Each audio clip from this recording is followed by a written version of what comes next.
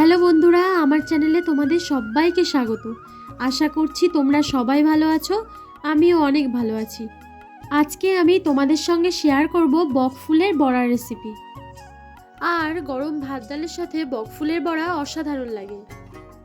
তাহলে চলো বন্ধুরা, আর দেরি না করে ঝটপট বানিয়ে ফেলা যাক মুচমুচে বকফুলের বড়া রেসিপি।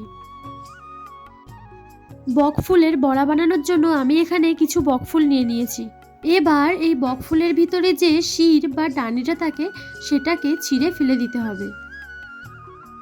আর উপরের যে সবুজ অংশটা আছে সেটাকেও বাদ দিয়ে দিতে হবে। এই সবুজ অংশটা বাদ দিয়ে দিলে বকফুলের যে তেতো ভাবটা লাগে সেটা অনেকটাই কম লাগবে।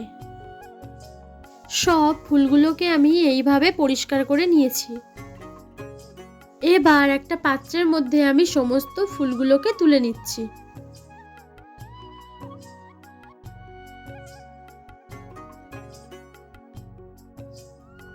এবারে জল দিয়ে ফুলগুলোকে বেশ ভালো করে ধুয়ে পরিষ্কার করে নেব।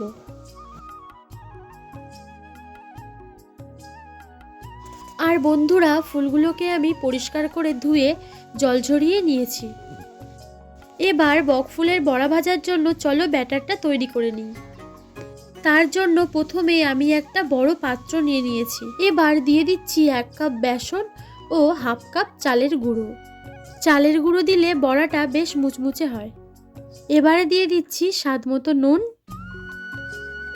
সামান্য পরিমাণে হলুদ আর সামান্য পরিমাণে লঙ্কার গুঁড়ো। এবার সবগুলো ভালো করে মিশিয়ে নেব।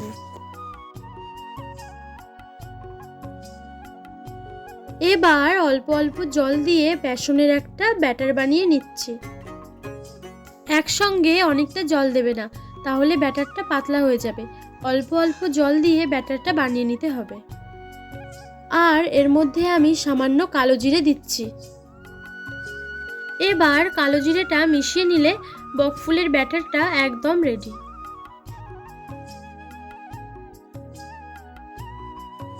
এবার একটা কড়াই নিয়েছি। কড়াইয়ের মধ্যে সাদা তেল বা রিফাইন্ড অয়েল দিয়ে ভালো করে গরম করে নেব।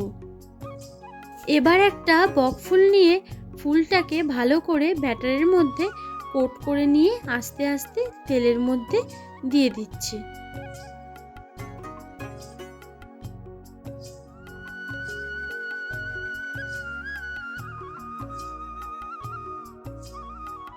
মিডিয়াম ফ্লেমে উল্টে পাল্টে বড়াগুলোকে ভেজে নিতে হবে। আর এই বড়া ভাজতে কিন্তু খুব বেশি সময় লাগে না। এবার তেল থেকে বড়াগুলোকে তুলে পরিবেশন করো গরম গরম ভাতের সাথে কিংবা সন্ধ্যের চায়ের সাথে।